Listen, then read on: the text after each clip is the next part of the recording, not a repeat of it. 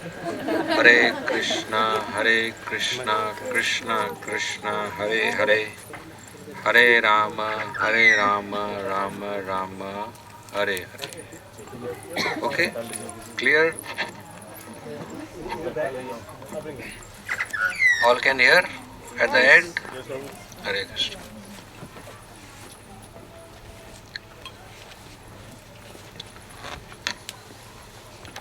Hare Krishna. We start? Yes. Jayo Radha Madhava Kunja Vihari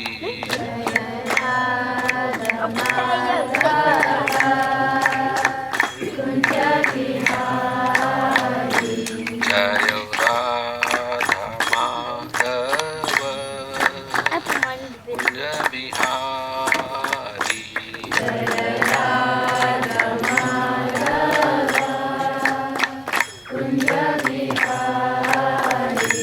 Jaya Gopi Jana Vallabha Girivaradhari Jaya Gopi Jana Vallabha Girivaradhari Jaya Gopi Jana Vallabha Girivaradhari Jaya Gopi Jana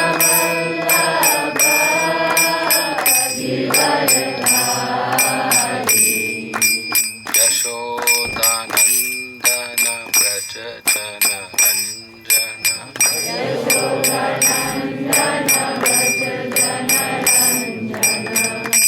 Yashodanandana Braja Jana Ranjana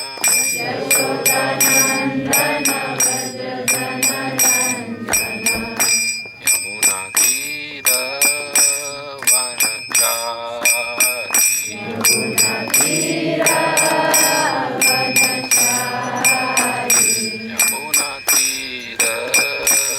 Vanachari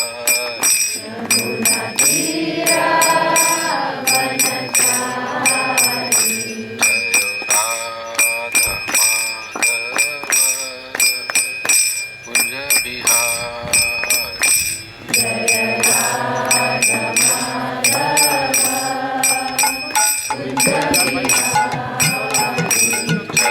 Radha Madhava Kunja Bihari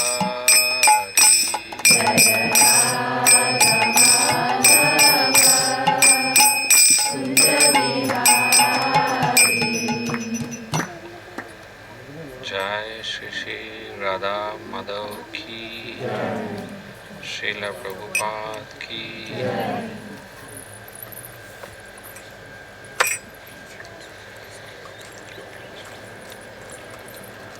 Om Namo Bhagavate Vasudevaya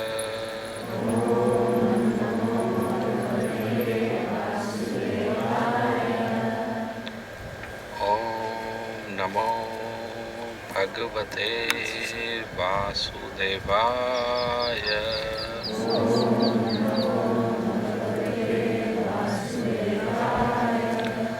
Om Namo Bhagavate Vasudevaya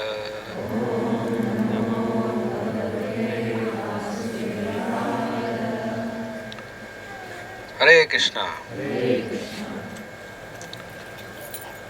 So we welcome all the devotees for this 3-day, 4-day, right? Retreat. 3 nights, 4 days. 3 nights, 4 days. At such a beautiful place, near the mountains, maybe on the mountain.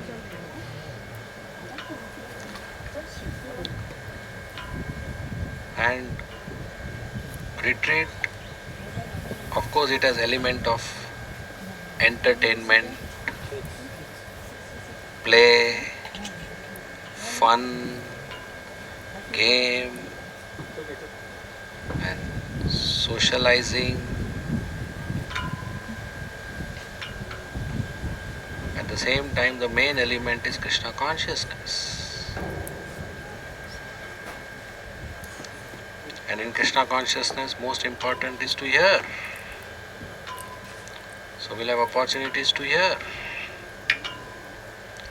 Even when we chant your rounds, you hear. Another most important element is association. So you have devotees here whom you can make more deeper relationships, more nice friendships. Share your heart and hear them. Another important element is service. Serving Vaishnavas. So here there are so many Vaishnavas. So lots of services. So we have good opportunity to serve devotees. It's okay to be last in the queue of prasadam. So the others get opportunity. It's okay to take inconvenience for others. To serve more and more. So that will help us to grow. So let these 3 days be very important for us. Condensed to give our time, most of the time in Krishna service. We are away from home, away from jobs. So keep them away only. Let us not get occupied with those things. Here you just be free. Keeping Krishna in the center. Chanting and hearing more. So that way we can get maximum benefit. And whatever assistance is required in any service, we should be happy to do that assistance. And one very important assistance is don't let somebody keep you calling you again and again. So let us assemble on time. Okay? Hare Krishna. Om Ajnantimirandasya Jnananjana Shalakaya Chakshu Unmilitam Yena Tasmai Shri Gurave Namah. Nama Om Vishnu Padaya Krishna Pristhaya Bhutale Srimate Bhakti Vedanta Swami Iti Namine Namaste Saraswati Deve Gauravani Pracharine Nirvishesha Shunyavadi Paschatya Deshatarine Jai Shri Krishna Chaitanya Prabhu Nityananda Shri Advaita Gadadhar Srivasadi Gaur Bhakta Vrinda Hare Krishna Krishna Krishna Hare Hare Hare Rama Rama Rama Hare Hare.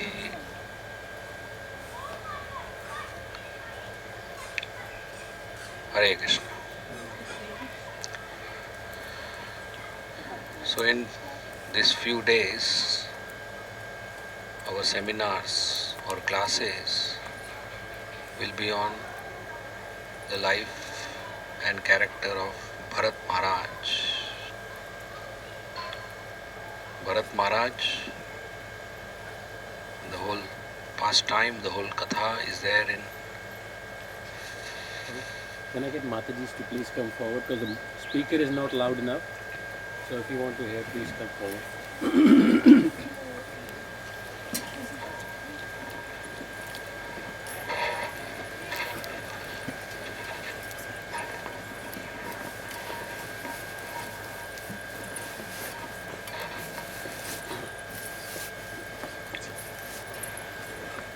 So the story of Bharat Maharaj is there in 5th canto Srimad Bhagavatam. So based on that, we will discuss and also see what are the learnings for us. So Swayambhu Manu Maharaj is the son of Lord Brahma. He is a very obedient son. Brahma is very, very happy with Manu Maharaj because of his great obedience. So he told Manu Maharaj to marry and generate population like himself, who are obedient, civilized. And he married Shatrupa, and his population are called Manushya, human beings. As compared to animals, Manushya, they are civilized.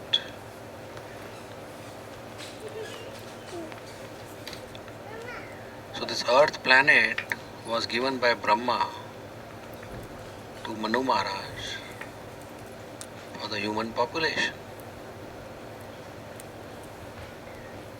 And he had 5 children, 2 sons and 3 daughters. What are the names of the sons of Manu Maharaj? One is Uttanapad, and another is Bharat Maharaj. Uttanapad is famous because of his son Dhruva Maharaj is a pure devotee of Krishna. And Bharat Maharaj, he is famous because as a king he ruled this planet for millions of years. And he is the one who made the 7 continents and 7 oceans. And Manu Maharaj had 3 daughters. Who? Name one. Devahuti. Second, Akuti. Third, Prasuti. Devahuti is famous because of Kapil Muni. She married Kardam Muni and their son is Krishna, Kapil Muni. And Prasuti, she married Daksh Prajapati. And the maximum population was generated by Daksh Prajapati. Because Daksh means expert in generating population. And Akuti is famous for her son Yajna, who is Krishna's incarnation and was adopted by Manu Maharaj. So Priyavrat Maharaj, the son of Manu Maharaj, his son is Agnidhar. And Agnidhar's son is King Nabhi. And Nabhi's wife is Meru Devi. So King Nabhi is a pure devotee of Krishna. And as a king, he wanted a successor to his throne. And he had no child. So he desired a son. So he arranged his priests and the brahmanas and the panditas to perform a yajna. Yajna means a fire sacrifice in which the brahmanas would pronounce Sanskrit mantras with their purity and pour pure ghee in the fire. Swaha. And please Lord Vishnu, who is the Lord of Yajna, as well as the demigods. And when the fire sacrifice is successful, they will be awarded the result. Dashrath Maharaj did a sacrifice, fire sacrifice, and received Ram, Lakshman, Bharat, Shatrughan as his sons.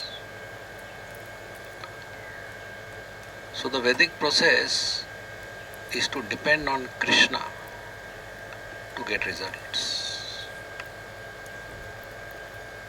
The Australian process is to work hard to get result.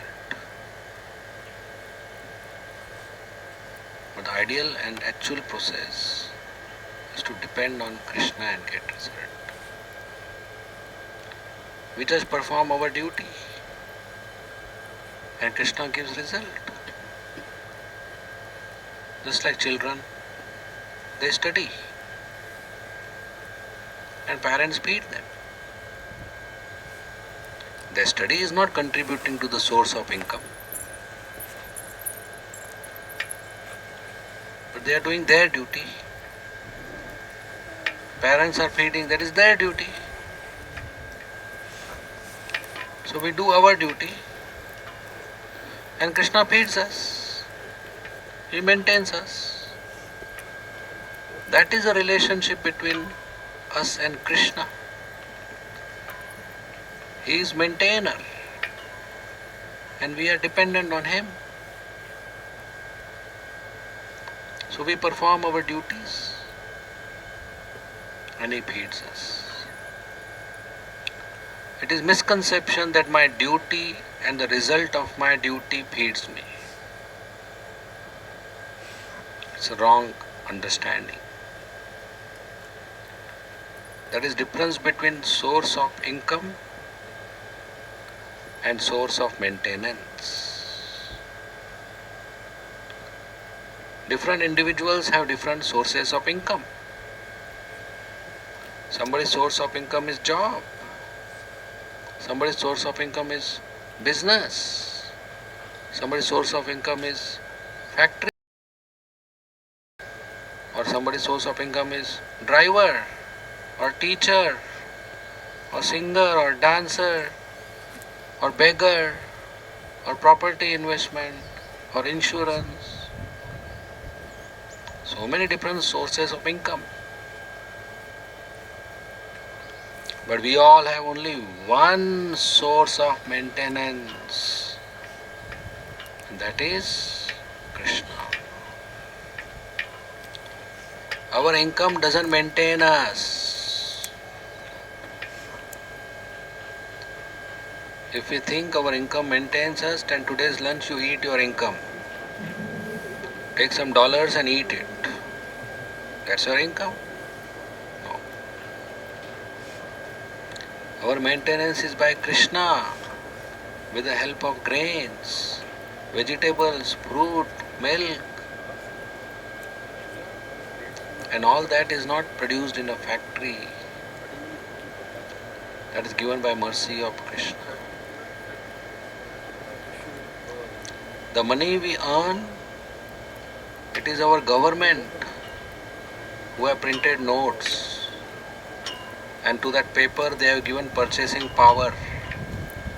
And you can take those notes in the market and exchange it with groceries. So that's why we depend on these notes. But actual requirement is those groceries, which are not from a factory, which come from earth when there is rain and sun. And that arrangement is done by Krishna. So our job doesn't maintain us. Krishna maintains us. Just like a father may put money in the bank account of a student, child, staying away from the home. And he takes an ATM card and goes to ATM machine and withdraws money. So by going to an ATM machine, he is not creating money. He is just withdrawing what his father has given him. Similarly, by doing a job, you are not creating food for yourself. You are just withdrawing what Krishna has put in your account. So the actual person who is giving you result is Krishna. After the class, we go to that prasadam hall. We are not going to create prasadam by going there. We are just going to withdraw one plate for ourselves. Prasadam is already arranged. So whatever Krishna has put in our account, only that we can withdraw. We cannot withdraw more than that. If my father puts $500 in the bank account, I can't go to the ATM machine and pay obeisances and get $5,000. Or sing a song and get $5,000. Whatever my father has put in my account, only that I can get.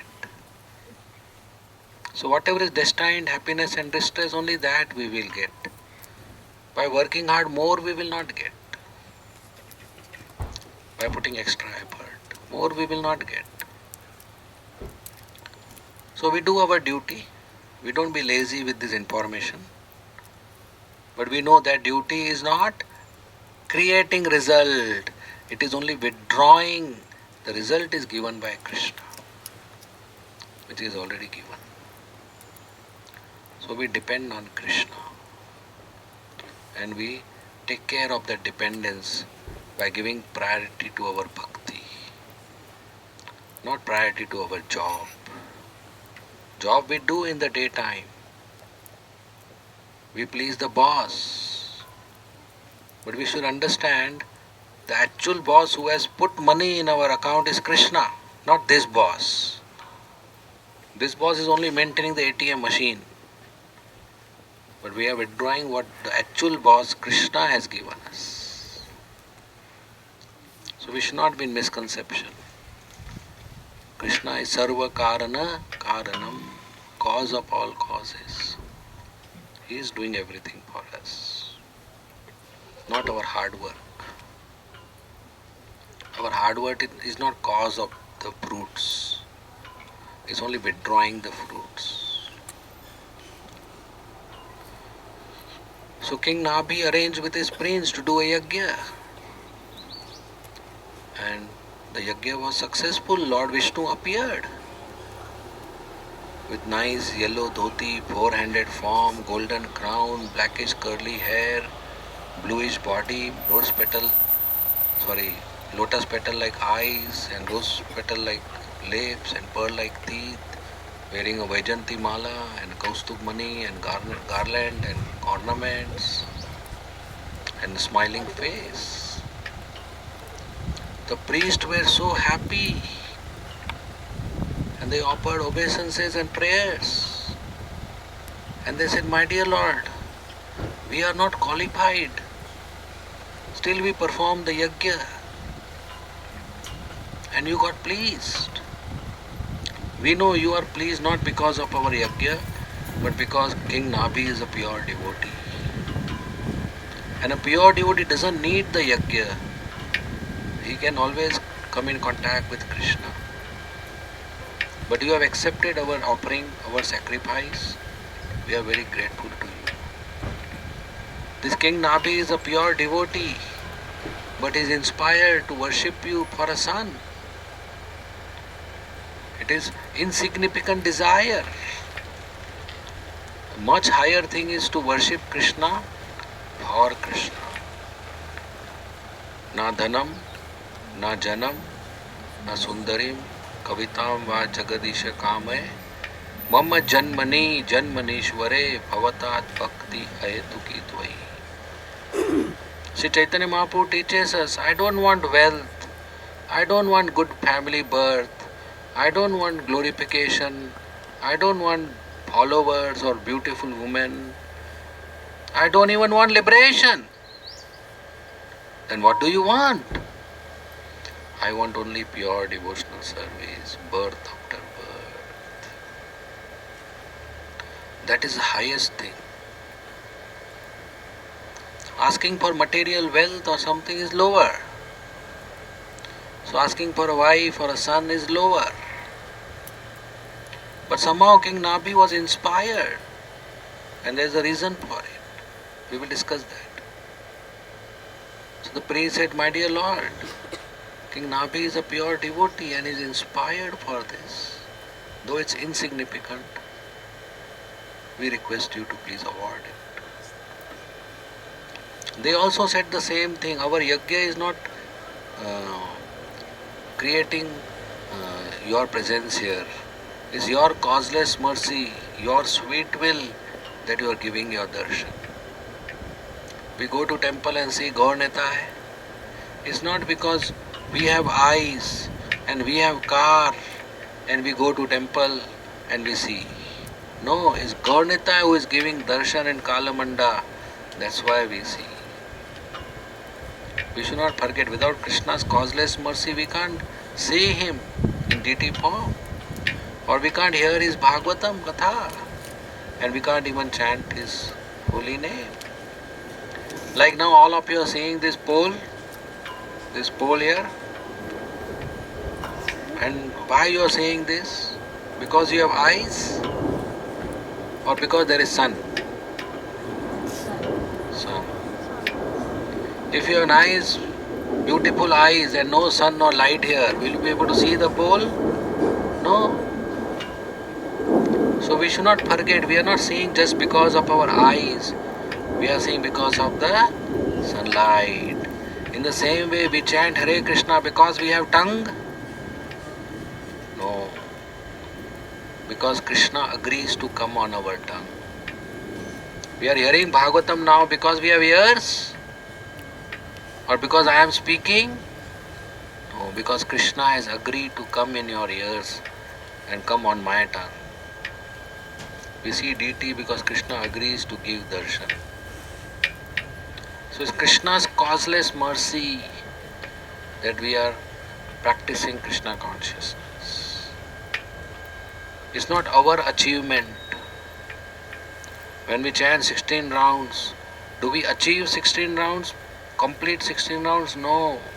We receive 16 rounds. 16 rounds come on my tongue. Hare Krishna Maha Mantra comes on my tongue 1728 times. That is 16 rounds. Or 108 times. That is 1 round. So it's Krishna's causeless mercy. So we should never think that I am achieving this 16 rounds. Who are we to achieve? Everything is by Krishna's causeless mercy, not by our effort. So the priests are praying that because of your causeless mercy, we are able to see you. So Lord Vishnu got very pleased with those prayers, full of humility and tattva, absolute knowledge, spiritual knowledge. Because the priests were right. Krishna is everything, Vasudevam Sarvamiti. So he told the priest and King Nabhi that I am very pleased with you and your performance of yajna and your prayers and attitude. I would fulfill the wish of this king, Nabhi, who wants a son like me. Nabhi wanted a son like Krishna. But he said it's very, very difficult. Who said it's very, very difficult? Vishnu. What is difficult for Vishnu? He says very, very difficult. My dear king, please understand. There cannot be any person like me. So I cannot give you a son like me because there is nobody like me. I am unique, Iklota, one and only one. There is nobody like me. So if you want a son like me, I will have to be your son. And he agreed to be King Nabhi's son. So this was the purpose. Lord Krishna inspired King Nabhi to ask for a son, because Lord Krishna wanted to come as an incarnation in the house of Nabhi and Meru Devi.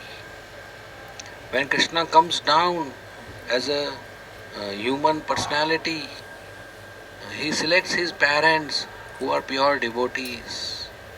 In Mathura he selected Devaki and Vasudev. In Ayodhya he selected Dashrath and Mother Kaushalya. And in Vrindavan he selected Yashoda Maiya and Nand Maharaj. And in Navadip he selected Jagannath Mishra and Sachi Mata. As Vaman Avatar he selected Kashyap Muni and Aditi. So Krishna selects his parents who are pure devotees. So he selected Nabhi and Meru Devi and he came as their son. and he was having best of the qualities. So his name was Rishabh. Rishabh means best among everybody. Lord Rishabdev. He was born transcendental divine son, Satchidanand form. Krishna's body is not material. So he was born as a son and he was having all the good qualities, the very attractive bodily features. King Nabhi and Meru Devi were so happy to have such a son. And as he grew up, everybody was so loving to him. Everybody loved him. And he became very popular among the ministers and the citizens and the palace residents and the family members and the visitors and the kings around. He became... No, it's okay. No, it's okay. He became very popular. So popular that everybody loved him. And everybody wanted him to become the next king. King Nabhi understood that they like him more than me. So very soon King Nabhi retired and installed him on the throne. At that time, seeing his popularity, Indra got very envious. And Indra thought, if he is so popular, he will take over my throne. Sometimes those who are on a higher position, they have insecurity that somebody will replace me. And why they have insecurity? Because they have replaced somebody. So they think somebody will replace me. When somebody is not on a position, he is hankering for a position. When somebody is on a position, he is worried about losing the position. So the world is like this. Every post is replaced by another. One who is replaced, he thinks, okay, good, I am retiring. And one who is coming, he is enthusiastic. But in few years he says, oh God, let somebody else come. I can't handle this. That's like this in the world. So King Nabhi very soon retired. Okay, so Indra became very envious. So he thought a way to reduce his popularity. He stopped giving rain to that whole place. That whole place was called Ajnab Varsh. Because of King Nabhi, based on his name Nabhi, that place was Ajnab. Ajnab Varsh, which today we call Bharat Varsh. The whole planet is Bharat Varsh. Now it's just one country, India. So King Indra stopped giving rain to Ajnab Varsh. What did Lord Rishabdev do? He said, no problem, I will produce my own rain. And he made his own rain. Not cloud seeding, he made his own rain. That is Lord. He doesn't require demigods. Lord doesn't require us. We are doing kirtan or preaching or arti or cooking. It's our opportunity that Krishna is using us as an instrument. We should not think if I am not there, how this will happen. Or much better it will happen. We are getting an opportunity to purify ourselves by service. We should not take credit of making a devotee or making a temple, giving a class or leading a kirtan or cooking, or we should not take credit of that. It's Krishna by whose mercy things have manifested. It's Krishna by whose mercy the skill and talent is expressed. Not because I am great or I am a good performer. No, we should never take that credit. That is wrong. Krishna, one who gives raw material, the fruit belongs to him. If a laborer makes a house, whom does the house belong to? One who purchased and gave the bricks, the wood, the iron, the plastic, the cement, the stone, the sand, the water. Not to the laborer.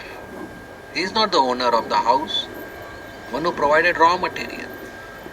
So whatever karma or action we do, The raw material is provided by Krishna, the oxygen, the sunlight, the body, the memory, the intelligence, everything is provided by Krishna. So the end result belongs to Krishna.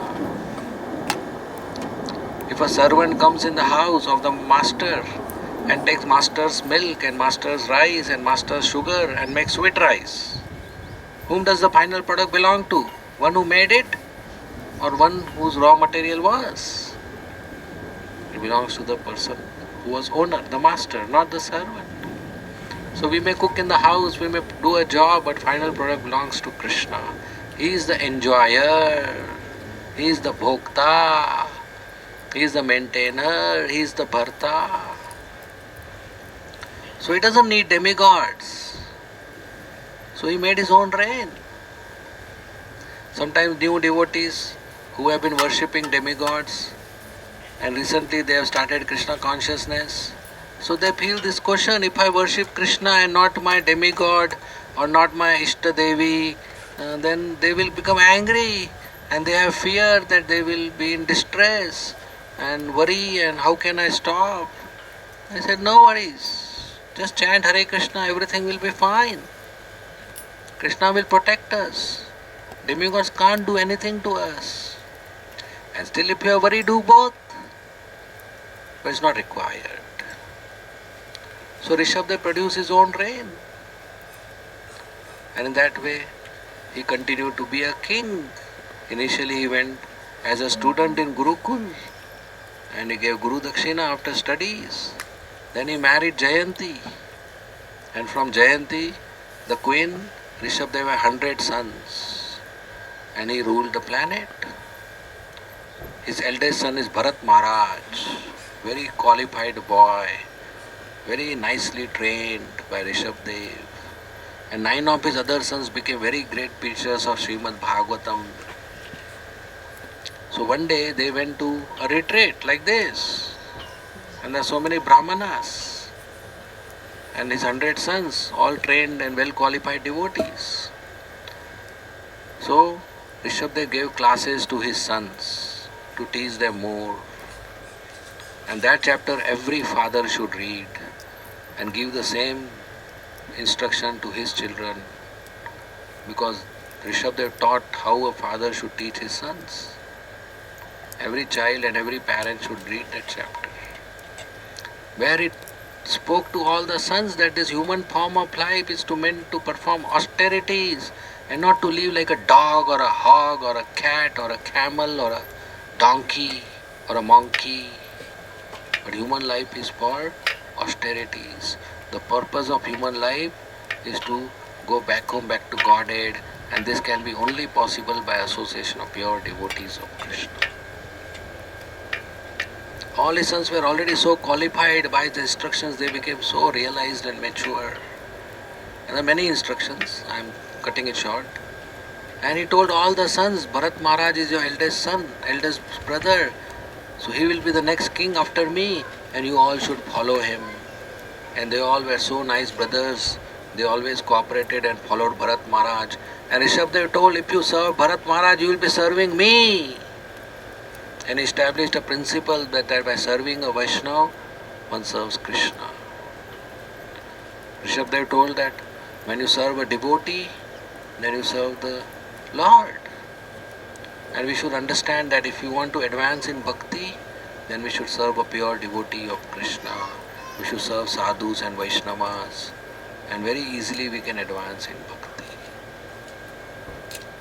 Lord Shri Krishna told Arjuna in Padma Purana that those who claim to be my devotees, they are not my devotee.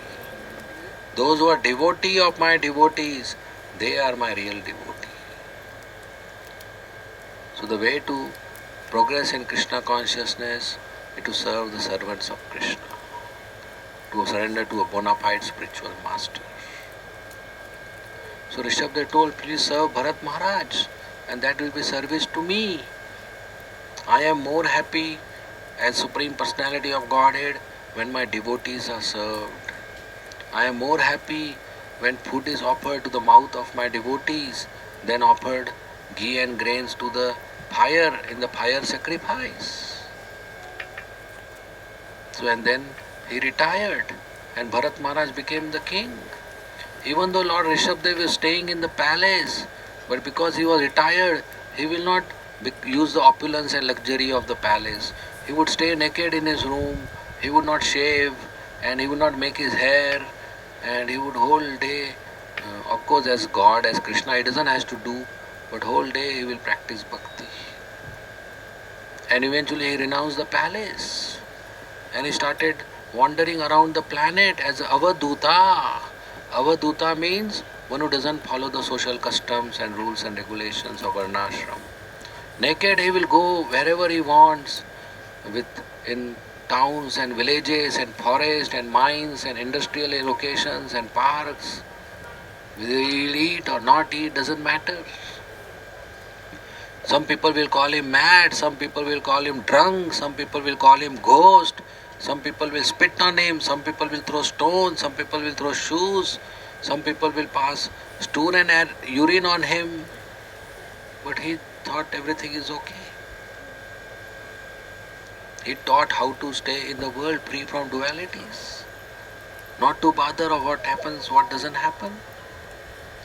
And eventually he take Ajagar Vritti. Ajagar Vritti means lying down at one place as a Ajgar, as a python. Python sits at one place. If food comes nearby, he eats. Otherwise, he just sits there.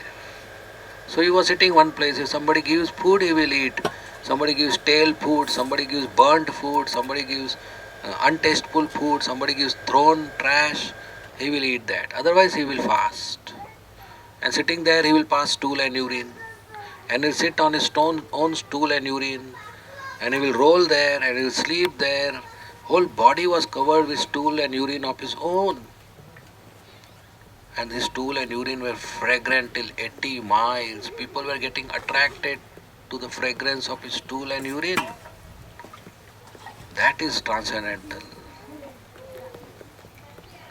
Stool, only such Rishabdev or only cows, Gomata stool is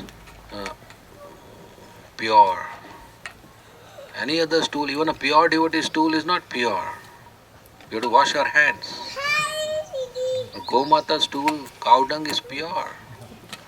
That's why Gomata is a special animal. In fact, not considered in the category of animal. It's Mata, mother. So Krishna and Krishna consciousness means we serve cows. Every earning member of the society should give some charity to a Goshala to serve cows. So even though he is sitting in his own stool and urine, but they are fragrant. And one day he was in a village, in a forest, and there was forest fire, and his body got burnt. That is how he disappeared. Later on, the king of that country, where he died, he thought this is good way to become popular, and he also started becoming the same, walking naked and not cutting his hair, and concocted a new religious principle, new religious system that presently is popular as Jain Dharma, where they walk naked and don't eat or pluck their hairs. That is not in the scriptures. They just started copying Rishabdev, the King Arath. They started copying him. But that is not coming from any bona fide sampradaya. So after Rishabdev, Bharat Maharaj became the king. He sat on the throne. And he was a perfect devotee. And he performed so many sacrifices, gave so much charity, induced everybody to practice Krishna consciousness. And all his kingdom was very, very resourceful, prosperous, peaceful. Everybody was employed, everybody were doing their duties, and everybody was practicing bhakti and Mangalarti and Guru Puja and chanting and Bhagavatam. This morning program is most essential. We are very fortunate in this 3 days retreat. We will get an opportunity to do morning program, and that's very essential. Please don't miss it. Get up early morning and attend Mangalarti. What time we will have? 5 o'clock Mangalarti. And chant your rounds. And Guru Puja and class. That's a power packed program. which can help us to protect from Maya. So we may not get opportunity of attending morning program every day because of our schedules and jobs and house away from temple. But here we have that. So here we should not be lazy. We should participate, and that will help us a lot. So Bharat Maharaj encouraged all his subjects to practice Krishna consciousness. And he performed so many sacrifices and followed. He was very advanced in Bhakti. He was on Bhava platform. Whenever he would chant, tears would come from his eyes. Bodily hairs would stand on end. His voice would choke up. And his body will tremble. And sometimes he'll laugh. Sometimes he will cry. Sometimes he will be stunned. Sometimes fall unconscious. Color of his body will change. These are ecstatic symptoms of chanting in pure love. So he was on a very high platform. Bhav Bhakti. There are stages of advancement in Bhakti. It starts from Shraddha and goes till Prema. First stage is Shraddha, faith. Second stage is, anybody knows? Sadhu Sangha, association of devotees. Third stage is Bhajana Kriya, doing bhajan, practicing chanting Hare Krishna every day. Fourth stage is Anartha Nivritti, purification of heart, all the anartha, dirty things, lust, anger, greed, pride, illusion, envy, and material ambitions and material desires and material attachments go away. After Anartha Nivritti, Nishtha, firm faith. After Nishtha, Ruchi, taste in the holy name of Krishna. After Nishtha, Asakti, attachment to Krishna. Taste means I like Krishna. Attachment means I can't stay without Krishna. That's higher. After attachment is Asakti, Bhav, emotions and feelings for Krishna.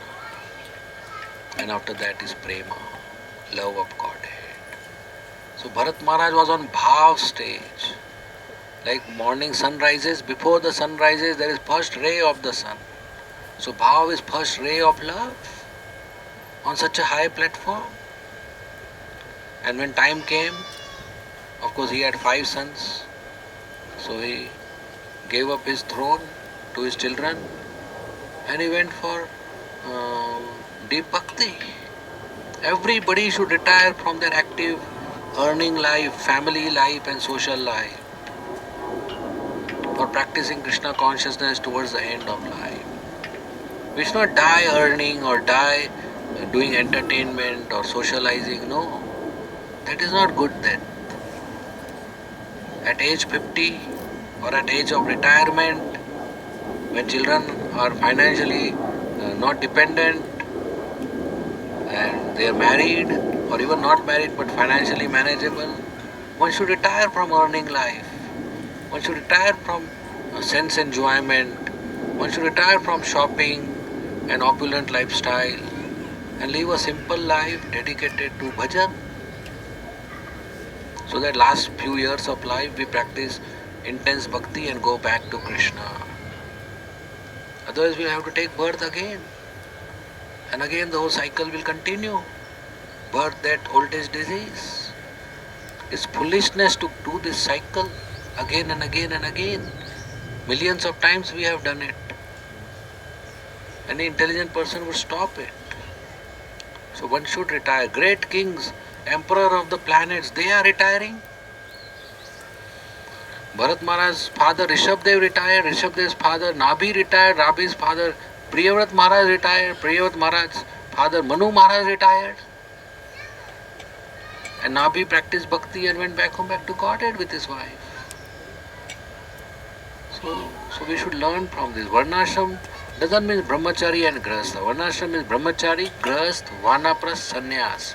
There is student life, there is householder life, there is retired life, and there is renounced life. So after householder life is retired life. where we exclusively serve Krishna and go back home, back to Godhead, this life. Not take birth in Perth again. It's not interesting. So Bharat Maharaj left his throne and he went to Haridwar and Pula Ashram, Gandhigi river. And there he would stay in a small kutia and do his deep bhakti. Every day he would take 3 times bath and just eat fruits and roots and do his rituals and yajna. And he very much advanced in bhakti. It is said the renunciation of Bharat Maharaj was such that just like a person passes stool and flush, after passing stool we just renounce stool.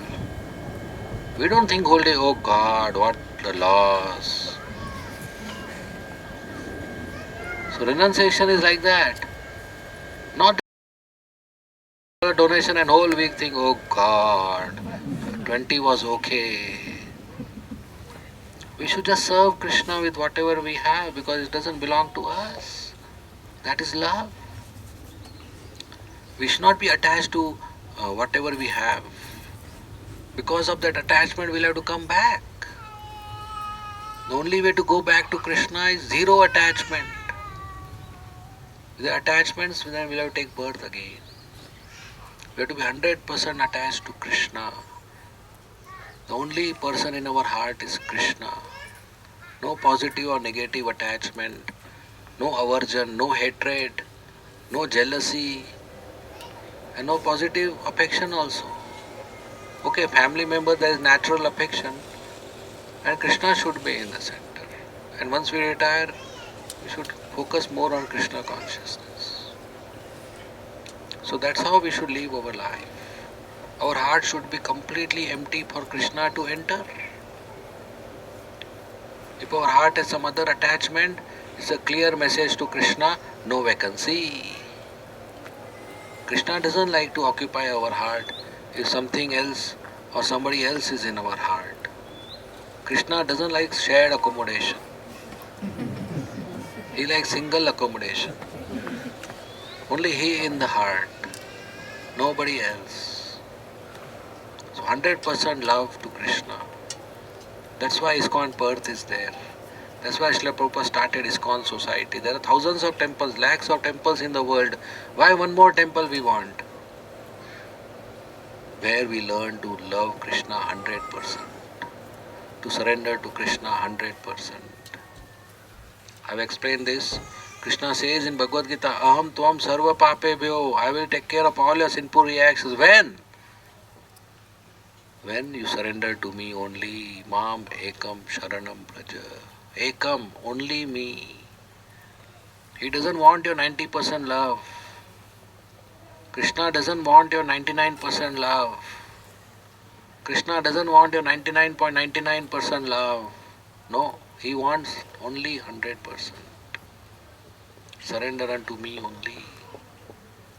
That is his standard. Very high standard, right? No, very low standard. It's our standard. If somebody gives you a glass of water 99% pure, will you drink it? 1% dirt. No, I want 100% pure water. My standard is high. So why Krishna should have something less? 99% purity? If a husband tells wife, I love you, 99%. 1% I love neighbor's wife. Will it work out? No. Wife will say, I want 100% love.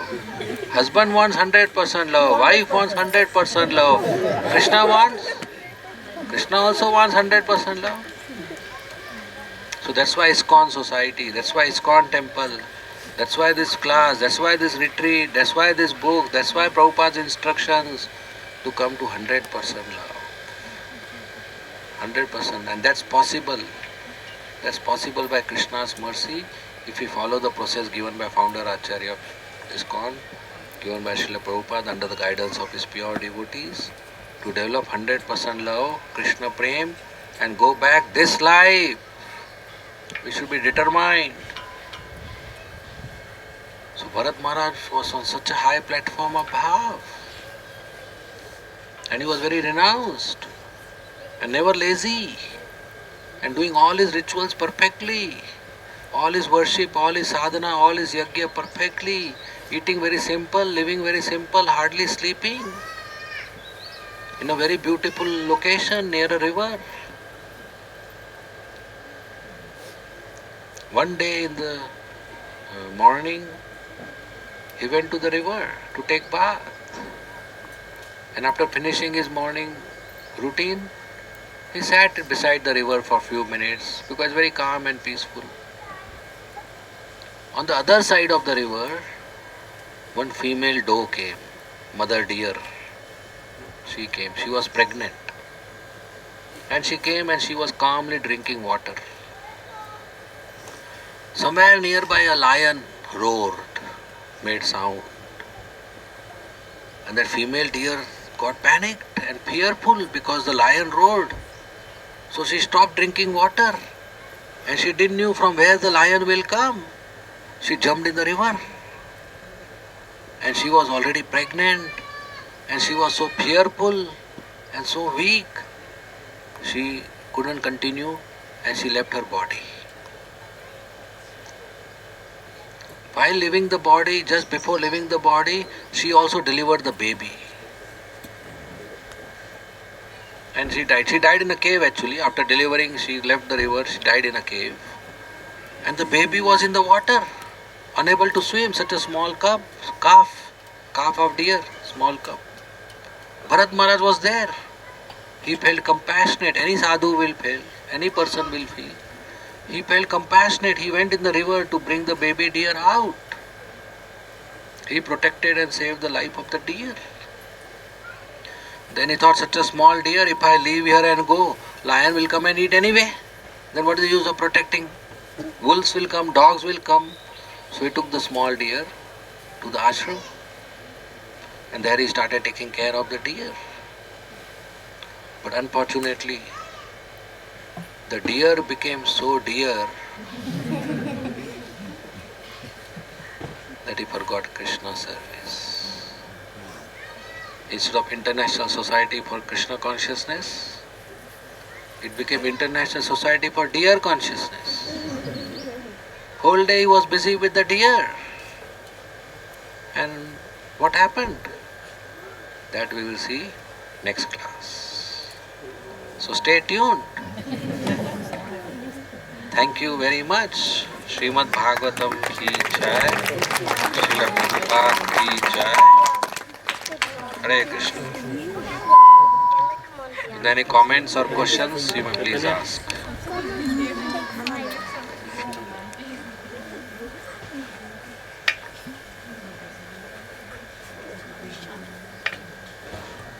Yes, Radhika. You said that the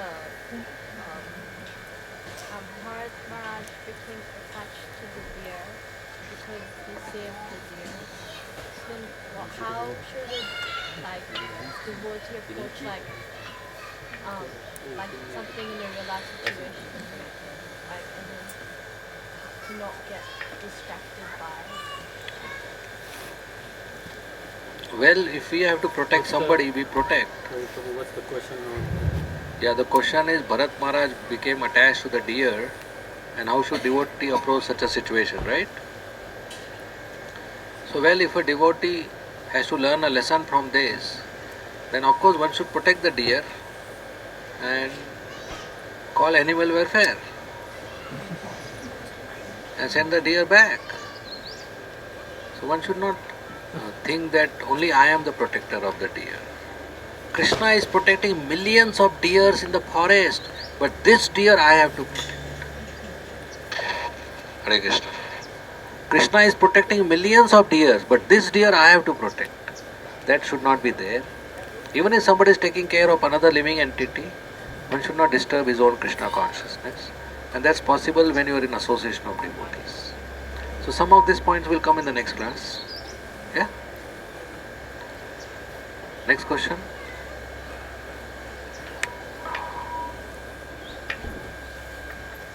Yes, Mataji.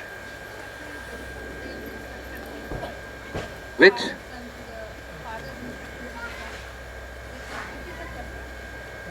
Which is the chapter?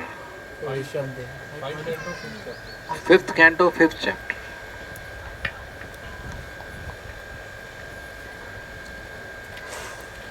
Maybe we can read together one of the sessions. Very important. Because of those instructions, Bharat Maharaj became what he is. Next question.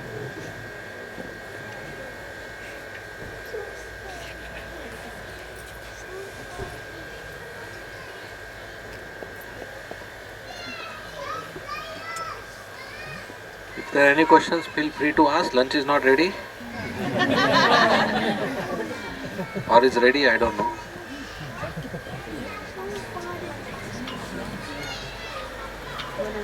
Cooking is happening here or coming? Happening here? Already Prasadam is here, but Rupavati there?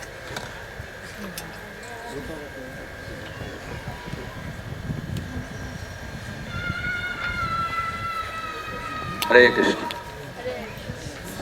Hare Krishna.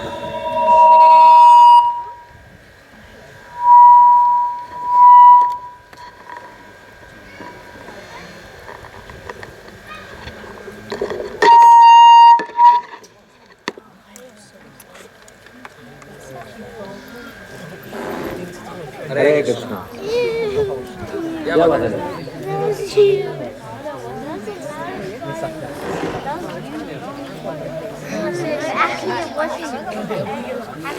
okay, silence. Yeah, question is, if one is on bhava or prema stage, another everybody should be 0%. The answer is yes. At the same time, there are some anarthas which are born out of Vaishnava aparadha. They can linger till that stage.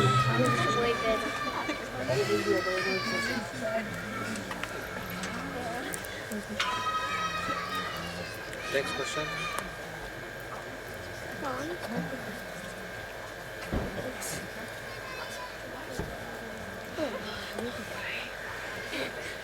Okay. Yeah. On.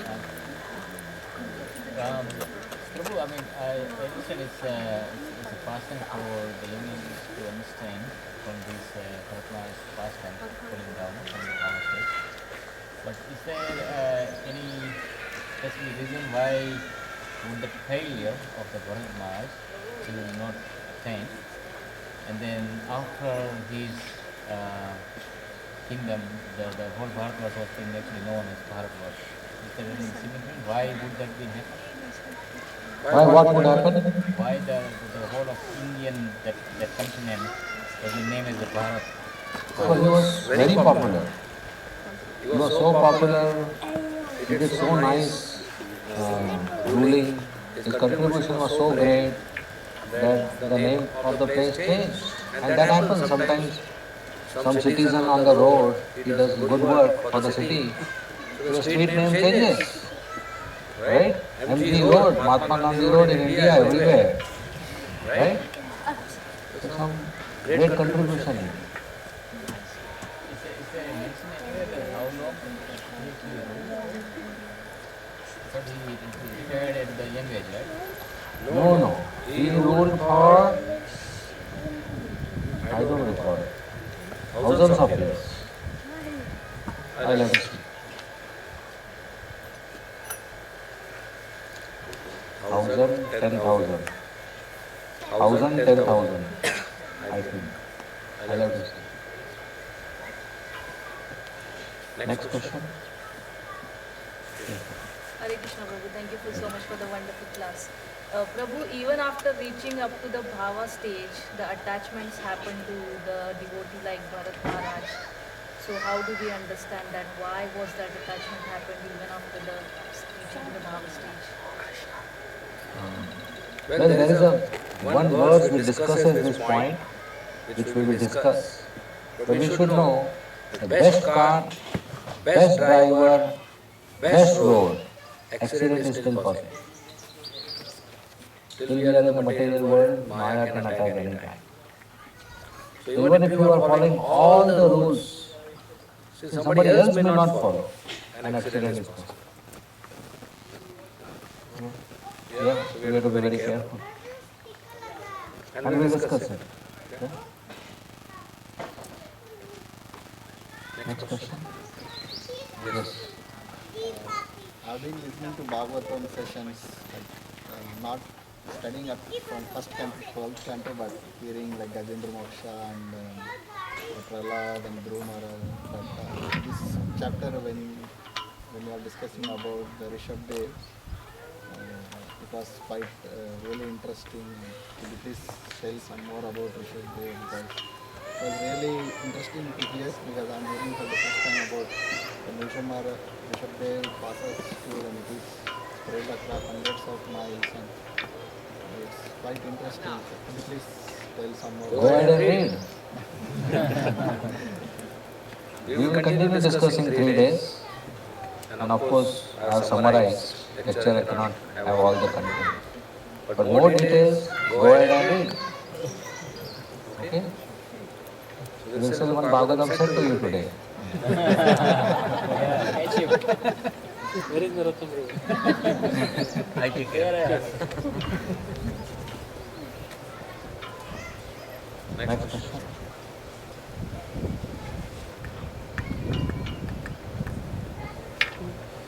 Yes. Bharat Maharaj created that 7 continents, you said.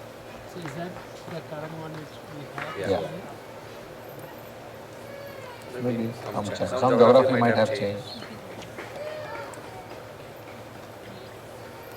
So before that, everything was one. One.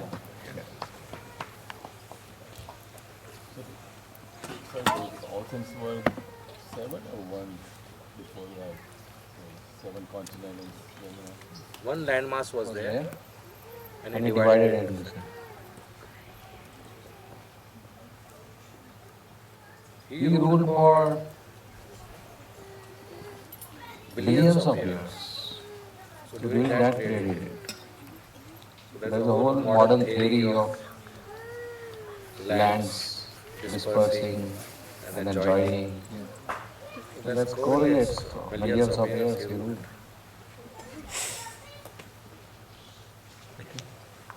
Yes. Is it that on path stage that one can remember the past life, or even at this stage only one can remember the past life? Past Remember life? his past life, that he was. Past life remembrance has nothing to do with bhav stage. The Dhritarashtra remembers what bhav he had. Or it's just that does one need to like reach a certain level to Some piety. Some pious activities we do, we can remember past life. Or some memories active. Like so many children today are there who remember their past life. They are not on bhava stage. Huh? Nothing to do with bhava stage.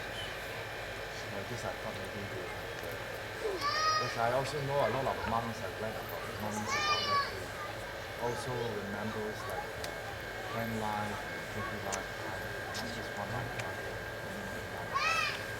Pious activities.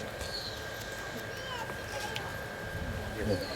So Prabhuji, when you said that even after the unabandoned stage, when all the anarthas has been eradicated, the results of the Vaishnava Pratan still linger around. So when you are a devotee, are you still open to doing any Vaishnava Prats? If yes, then are there some examples of how you could do that, Vaishnava Prats? Well, as a devotee, if we are violent to some other devotee, or insult some other devotee, or criticize, or harm their progress, or speak against them, or just be unhappy seeing them, that's offense. Right?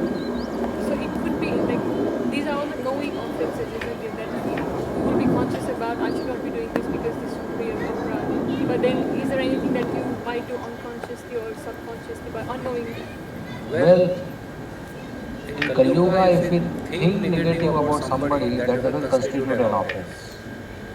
But unknowingly, we may hurt somebody or displease somebody by our routine behavior and we may not know. Right? So after every service to a Vaishnava or interaction, we pay obeisances and that clears the minor offense. So it is possible I meet somebody, I have a conversation, and some statement may hurt that person, but he didn't express or she didn't express, and it happened unknowingly. That's also an offense. So they pay obeisances, all unintentional offenses also get. If something major we do, then definitely they will express their displeasure, so we will know that. Okay? Yes. So in terms of the Vaishnava tribe, in comparison to the common people outside the Vaishnava groups like us, if they commit Vaishnava Aparad and someone who is following the Vaishnava Aparad for some years, if he commits the Vaishnava Aparad, which one will be more severe? Or the other party will not commit the Vaishnava because he doesn't understand the Vaishnava philosophy? How does it work?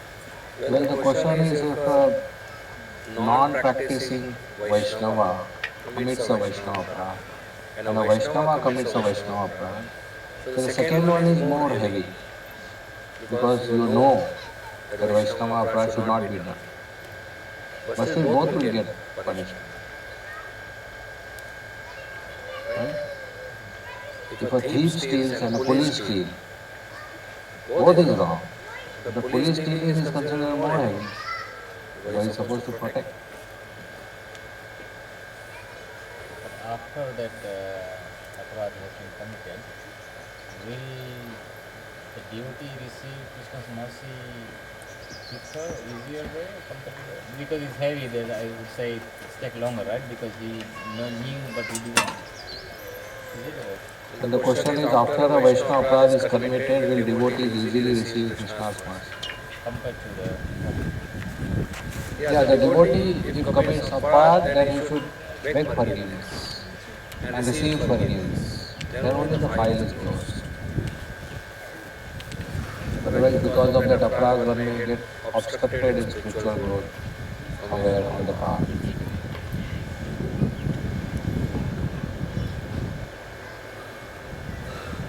Next question.